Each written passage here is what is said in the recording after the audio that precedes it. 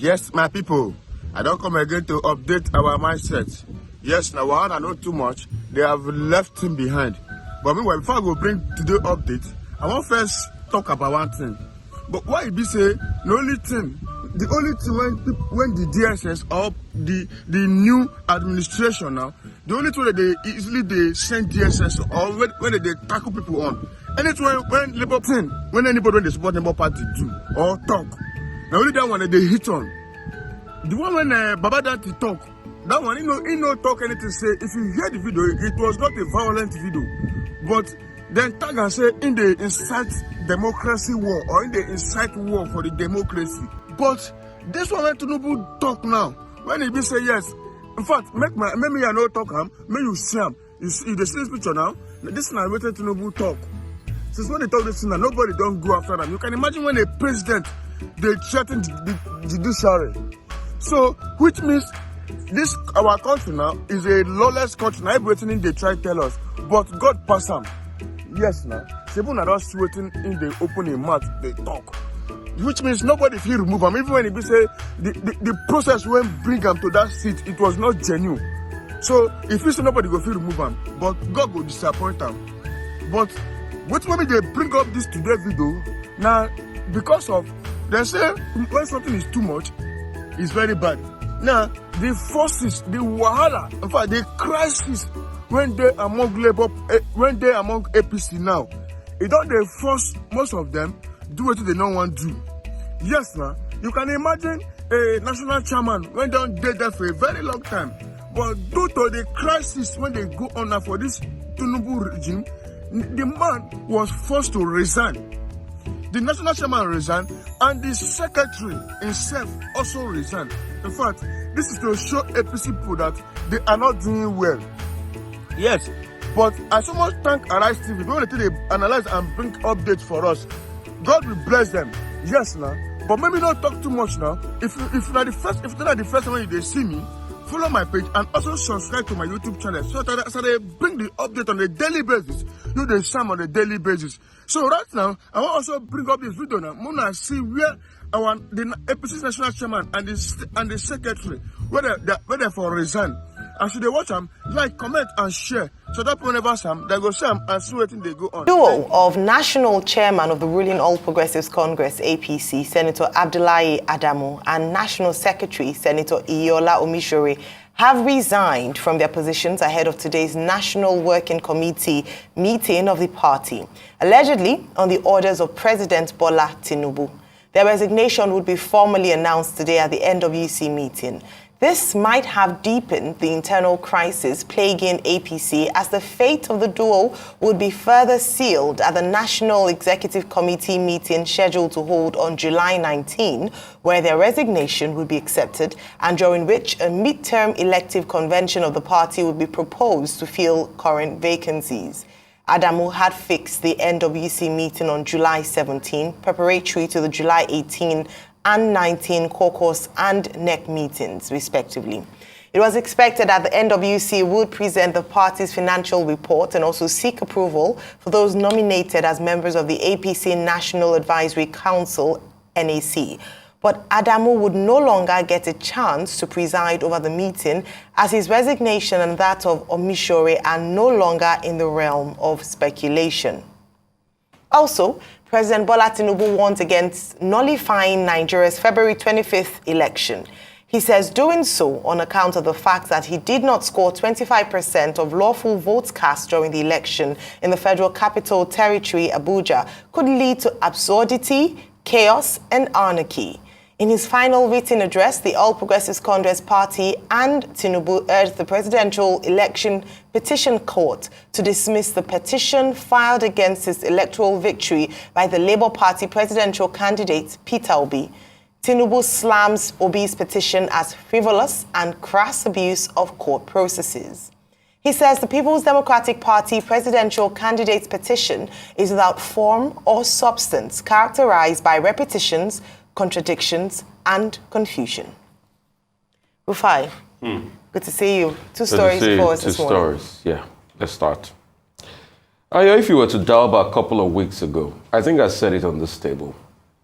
I think I said it that this Eregele what it means is it's a rough kind of play that Adamu is playing will backfire, and they will push him out. And it was crystal clear. Because I saw it, I wasn't mincing words when I said it, and I knew it was going to happen. Because what happens pretty much, and I think everywhere, even presidential democracy, not only in Nigeria, even in America, is that yes, you have a leader of a party, but once the executive president emerges, he becomes the leader of the party. He has the authority of the party. There are other leaders of the party. There's a chairman of the Democratic Party in America. There's a chairman of the Republican Party. But once the president emerges, he becomes the leader of the party. And there's nothing different in the case of Nigeria. Once I saw the brickbat between Mr. Adamu and President Tinubu, I knew he was in for it. The reports say that allegedly the president told some governors that we must get him out. And based on that pressure, he resigned. I am not surprised it happened. Also, Mr. Adamu had come up many times and said, I didn't support you initially, but now I worked with you. It's quite very difficult to say that in a Nigeria where sycophancy is the order of the day. An average Nigerian politician wants a band of sycophants around him. An average Nigerian politician wants a band of people that we call him kabiosi. What it means is nobody can challenge your authority. So if the party chairman of the party said, oh, I didn't support you initially, then there's a problem. And Adamu also did show it when they were about to pick principal members of the House, negating what President Tinubu had concluded with the lawmakers. So I knew. In fact, I'm surprised that Adamu had survived up to this point. Because we know the order of the day in Nigerian politics. But the APC said they will fix their problem internally. Yeah, they should come around and fix their problem. I don't really see any big challenge coming out of this to the supremacy of President Bola Tinubu within the party. But I'm sure Adamu has learned his lesson. I'm sure probably he knew on the path he was going before because he's an experienced politician too in this country. So that's about that. The 25%. Second story about 25%. So, you see, the way we carry things, I think those are just the depositions of his lawyers. Because we've put that out there as being hysterical. No, and nobody has the right to be able to gag the judiciary. It is the judiciary that will make the decision. And that's why the eye of the world is on the judiciary. A lot of people have interpreted the 25% in various ways. But the truth is, it is the judiciary that will determine how it's going to interpret the 25%. But what will fall on the judiciary now is to do what is right. One, in the sight of God. Two, in the sight of the law. So once the judiciary can do that and bring that level of accountability, but other things about, they were contrary repetition, that's his final case. Those are the final depositions of President Tinubu's lawyer at the Presidential Election Tribunal. Let's see how the judiciary roll. And I don't think any decision will cause anarchy. Senator Abdullah Adamu, chairman of the party, apparently had this coming because there have been many divisions within the party, even before the primaries, and now, the chickens have come home to roost. Now, the moment he said he supported Ahmad Lawan and didn't support President Tinubu, and that it fell within the purview of his rights to choose as he deemed fit, but that he led the party to victory, and that he should be commended for leading the party to victory in the 2023 general elections. That was already clearly an indication, that he himself knew that he was having issues. And he said rather than being vilified, he should be praised. But clearly, he didn't have the full support of members of the party, particularly members of the National Working Committee and allies of President Tinubu, who were bound, of course, to react against any form of disloyalty. Okay, there is also the issue about accounts, the audited 2022 accounts of the party. Many members of the National Working Committee had complained that, look, certain things are not right in these audited accounts, that the chairman must account for. Whether it's an allegation or not, well, obviously he has not been given the opportunity to defend himself. So what the reports say is that the sins of Abdullahi Adamu as chairman of the APC are too many, and that he was bound to answer for it, and that he had been approached by the allies of the president that, look, it's better you step down so that you don't go to the National Caucus and National Working Committee meeting and then you get embarrassed by getting removed from the position. Well, the president is the leader of the party, there's no doubt. We've seen the relationship between party chairman and the president over the years, under the PDP and also under President Buhari.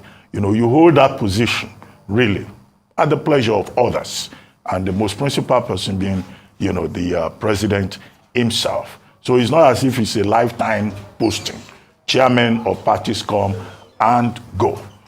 Now, another issue to be noted is that, yes, Senator Abdullahi Adamu started his career with the PDP, originally MPN. Then, from 1999, PDP became governor in Nasarawa State.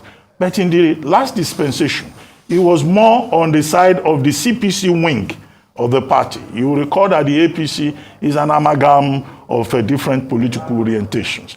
When the CPC was the dominant party, because their leader was president, you know, on the platform of the APC, they had sway. Now the ACN, the Action Congress of Nigeria, and Southwest allies of the current president, they are right in the forefront. And they are bound to consolidate their hold on power without necessarily making it so open that they are trying to edge other partners in that amalgamation sideways. So this is what has happened. But it will be interesting to see how the APC manages internal democracy, because internal democracy is important. There may be cracks in the party. Politicians will tell you, well, politicians always disagree to agree. And I'm sure that both Omishore and Abdullahi Adamu, being experienced politicians, they will know that, well, this comes, you know, by the way. They probably will be compensated with other things. We'll watch out for that. Now, as for the case in court, yes, Presidential Election Tribunal had on July 5, after the petitioners closed their defense and called their witnesses, Atiku Abubakar and the PDP called about 27 witnesses.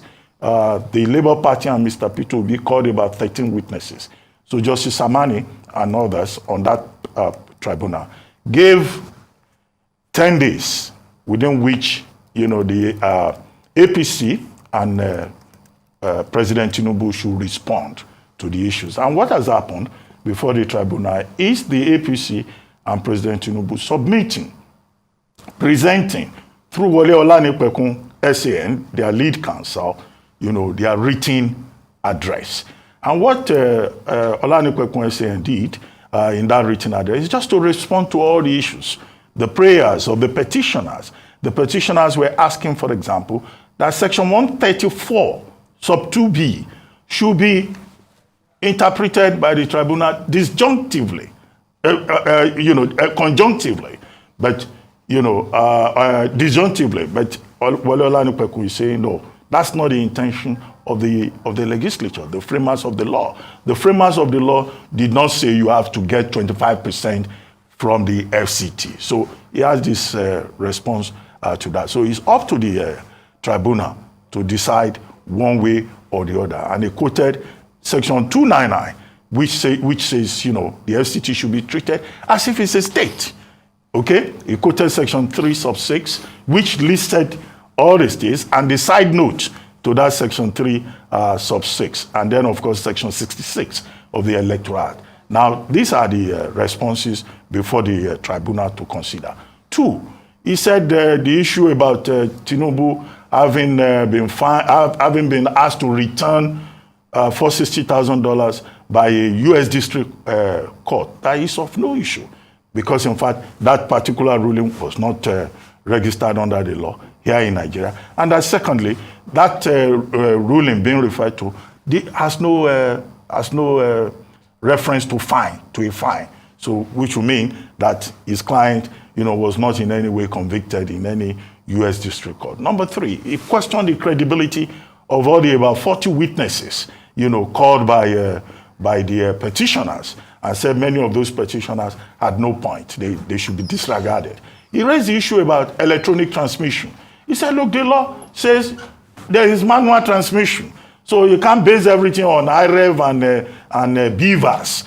And that generally, the petitioners were bringing up issues that are alien to the electoral laws of Nigeria. It's not as if they were questioning the credibility of the process, which they themselves admit, and that in the eyes of the law, there is substantial compliance, with the electoral process, and that to that extent, the petitions by both Mr. P2B and Waziri Atiku Abubakar and other parties to their petitions should be dismissed as an abuse of, crass abuse of court process, he says, and as something that is vexatious. And that there are prayers that the election should be nullified on the basis of their interpretation of Section 134(2), should be disregarded because that is unknown to law. So there will be interesting outcomes by the time the tribunal rules on all of these matters. So before the tribunal now, all the parties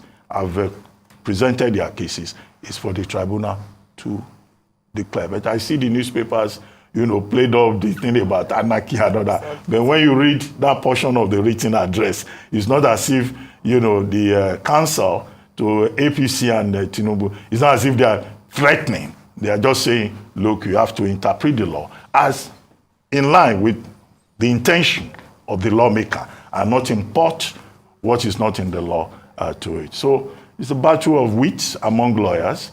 Let their lordships decide. And then, of course, this is not the end of the process.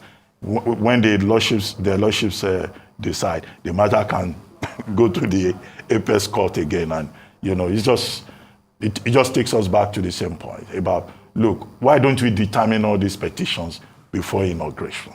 That will not give too many people anxiety, and there will be certainty. Look at the momentum that the government has generated. And I keep saying that the APS Court of Nigeria is a policy court. And that was what Olanekwekwun SCN was insinuating, saying that if you look at a plethora of cases, Abraham Adesanya versus President of the Federal Republic, Awolowo versus Shagari, Buhari's case too, the court is not there to cause chaos or anarchy. That's the subtext of what he was saying, that the purpose of the court is to promote peace. But okay, don't let's jump ahead of their lordships. We'll see, how this is resolved. Well, thank you very much. Just moving, I'll touch on the first story very quickly, and that is with regards to the resignation of the chairman of the APC and the secretary of the APC, based, as has been said, allegedly on the president's orders. I believe that the chairman of the APC, Senator Abdullahi Adamu, signed his resignation letter when he made the statement that he didn't support, he wasn't in support of the president, and he had actually backed another candidate to emerge as the presidential candidate of the APC. I believe at that time he had thrown his cards in and he was ready for the consequences. Don't forget that following that, after the announcement of the principal officers of the House, he had also come out too, despite the fact that that announcement was said to have gotten the backing and support of the president. He'd come out to say that, well, he hadn't heard anything about it and the National Working Committee weren't involved in that particular selection before he had then been asked to, come into Aso Villa to see the president, and after that meeting saying that all was well. At that point, there were already speculations as to the fact that all wasn't well in the relationship between the chairman of the APC and the leader of the APC, who is the president. Now, in terms of his exit and what that might portend in terms of the state of the party, right before elections, there had been speculations and talks about the fact that even though the APC had presented a united front, a front that all was well, all wasn't really well internally in the party. Despite that fact, they were able to still emerge, as winners in the presidential elections, even though the cases and the matter is still in court as to what the end result of that would be. But it must be said that this decision, and perhaps referring to what Dr. Bati had said in terms of the now the CPC and the ACN faction, and perhaps there might now be people who have factions within the party. So people who are traditionally from the ACN backing the president and working with the president, and those who were from the CPC backing, I don't know, whoever is leading that faction from the north especially, and working perhaps against the president. But it must be said that as the leaders of the party, a number of the APC members would be unwilling, would be loath to speak against him or to work against him, because they also would want to ensure that their interests are protected. After all, at the end of the day, when it comes to politics, particularly in this part of the world, interests do matter. Now, with regards to the petition, the presidential petition courts, we have seen that play out in the past few weeks. An interesting outlook, despite the fact that a live transmission of the proceedings was not allowed or not permitted by the courts. Still, thanks to new media, we have seen quite detailed reports of what has ensued in the courts. And as been said, this headline around chaos, anarchy, absurdity by the responders would suggest that this is what they are pushing for. We must remember that even before the elections, this conversation had been had. It had even torn the opinions of lawyers, of SANs who had argued the fact as to disjunctive or conjunctive, what would the interpretation of that be?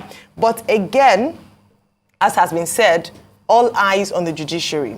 What Nigerians are looking forward to is that the judiciary, yes, in the promotion of peace, would work in the interest of fairness and equity, and in the interest of Nigerians. So despite the arguments put forward by responders or petitioners, it is important to understand that at the end of the day, they say that the judiciary or the courts or the law is the last resort of the common man in Nigeria. We hope that this will play out at the end of the day. What Nigerians are looking forward to is fairness, equity, and justice.